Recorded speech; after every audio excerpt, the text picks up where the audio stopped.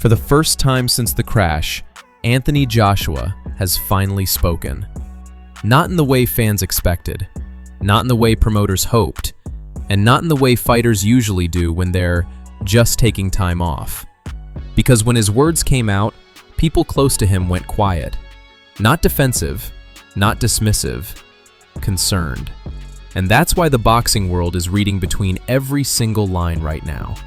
Tonight, we're breaking down Anthony Joshua's first words since the retirement announcement started circulating, what close sources, including his own family, are quietly saying behind the scenes, and why this moment feels very different from every other retirement scare we've seen before.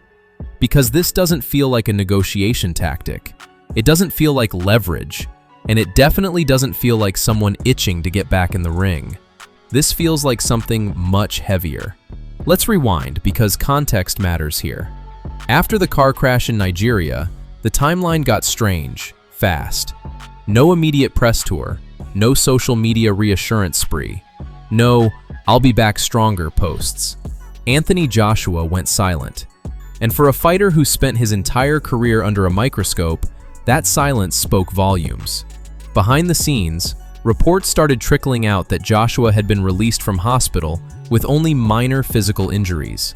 But people close to him were saying the emotional impact was far worse than anything fans were seeing publicly. 2 people lost their lives in that crash. Joshua survived. And anyone who's been through something like that will tell you, survival doesn't always feel like a win.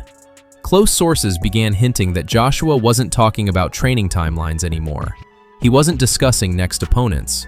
He wasn't even entertaining normal boxing conversations. Instead, he was asking questions fighters rarely ask until it's too late. What's the point of risking everything again? How much is enough? What am I still doing this for? Those questions matter. Because once they enter your mind, boxing becomes a different sport. Then came the comments that really shook things up. Not from Eddie Hearn, not from Matchroom, not from Joshua himself, from his uncle. Someone with nothing to gain from hype. No fight to sell, no narrative to protect. His uncle spoke openly about relief. Relief that Anthony might finally be stepping away. Relief that the family wouldn't have to sit through another fight, another knockdown, another moment where life hangs in the balance for entertainment. And that's when people started taking this seriously. Because family members don't talk like that if retirement hasn't already been discussed privately. That's not speculation, that's experience. When Joshua's uncle said the family was glad and talked about leaving while the ovation is highest, it didn't sound like wishful thinking. It sounded like something Anthony had already said to them. And that's the key difference here. This wasn't media pressure forcing a narrative.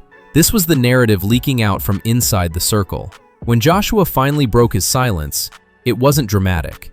And that's exactly why it landed so hard. He didn't deny anything. He didn't shut down retirement talk. He didn't say, "Don't believe the rumors." Instead, he spoke carefully. He talked about perspective, about life being fragile, about moments that make you stop and reassess everything you thought mattered. And if you listen closely, his words weren't framed like someone asking for patience. They were framed like someone explaining a decision. Joshua spoke about gratitude, for life, for health, for the journey. That alone raised eyebrows. Because fighters planning comebacks talk about frustration. They talk about unfinished business. Joshua didn't. He talked about being present, about listening to his body, about listening to people who love him. That's not comeback language. That's closure language. Here's what really got people talking. Joshua didn't mention Tyson Fury. He didn't mention belts. He didn't mention revenge arcs or redemption stories. And for a heavyweight with still massive earning power, that's unusual. He also didn't reassure fans with, "This isn't the end." That absence matters. When fighters want to keep doors open, they say so loudly. Joshua didn't. Instead, he acknowledged fans might be disappointed, but said some decisions are bigger than boxing. That sentence alone reframed the entire conversation. Because now this wasn't about fear. It wasn't about form. It wasn't about ability. It was about value. What is another fight really worth when you've already come face to face with mortality? What followed was unusual. Normally, retirement talk sparks noise, debates, hot takes. This time, respect. Former champions didn't mock him. Promoters didn't aggressively deny it. Fighters said, "I'd probably do the same." That tells you everything. Because the people who understand the risk best are the ones not pushing him to return. Even critics admitted this felt different. This wasn't a fighter protecting his ego. This was a man protecting his future. Let's be honest. We've seen retirements before. Most of them are temporary. This one doesn't feel like that. Because Joshua isn't walking away after a loss spiral. He's not being forced out. He's choosing. And when elite athletes choose to leave, they rarely come back. Especially after a life-altering moment like this. Close sources are saying Joshua isn't even discussing timelines right now. He's not planning camps. He's not checking rankings. He's living. And for the first time in years, boxing isn't the center of the conversation. One thing people keep glossing over is this idea that because Anthony Joshua's injuries were described as minor, the situation shouldn't be career-altering. That's a misunderstanding of how fighters actually think.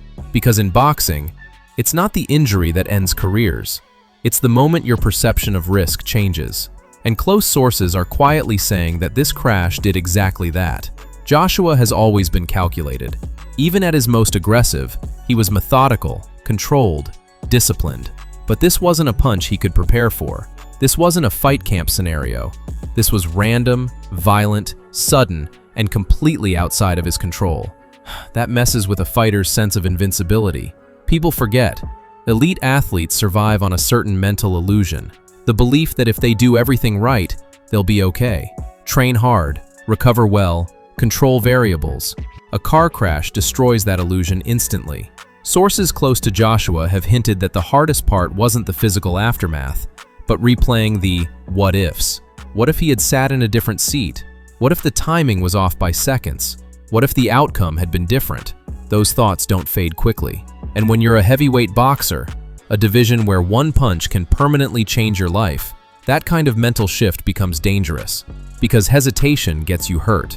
Another detail people aren't paying enough attention to is how unified Joshua's inner circle sounds right now. Usually, when retirement rumors surface, you get mixed messaging, promoters pushing back, trainers saying, "He's not done," family staying neutral.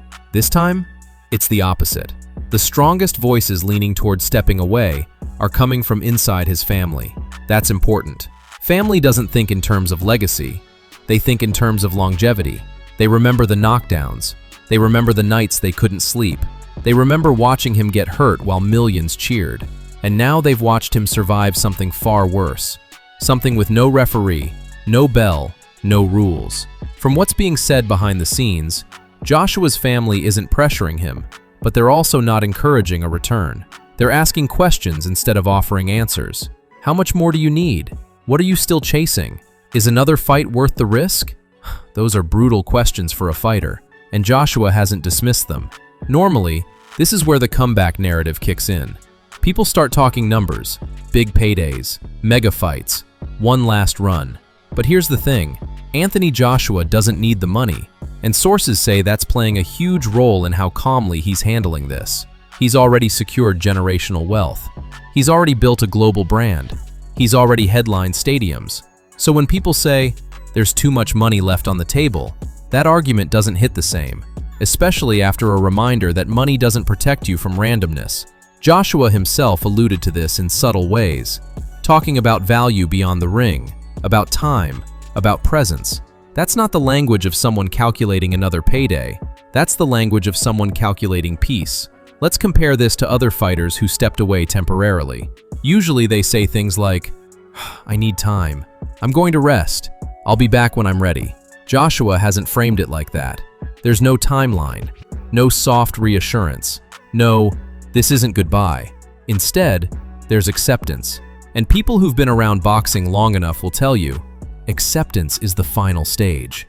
Once a fighter accepts that they've already achieved enough, the hunger doesn't magically return. Even if the body is capable, the mind has already moved on. And without that hunger, the sport becomes unforgiving. Another quiet indicator that this might be real is how the heavyweight division is already adjusting. No one is aggressively calling Joshua out. No one is building narratives around his return. Promoters are talking if instead of when. That subtle shift matters, because boxing is ruthless.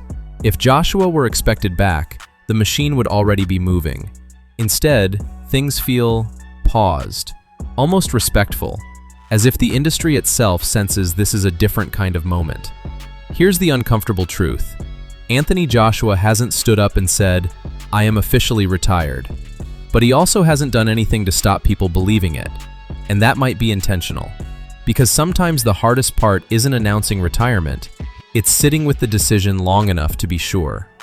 Close sources suggest Joshua is doing exactly that. Not rushing, not reacting, not letting noise decide for him, just sitting with reality. And that alone tells you this isn't about headlines. So when you hear Anthony Joshua's first words after retirement talk surfaced, don't treat them like a press release. Treat them like a window. A window into a man who's faced the highest highs of boxing, and a reminder of how fragile everything really is. Whether he ever fights again or not, something has clearly shifted, and fighters who experience that shift rarely return unchanged. This may not be a dramatic ending, it may not be a definitive announcement, but it feels like a turning point, and sometimes that's the moment careers quietly end, not with a bell, but with clarity.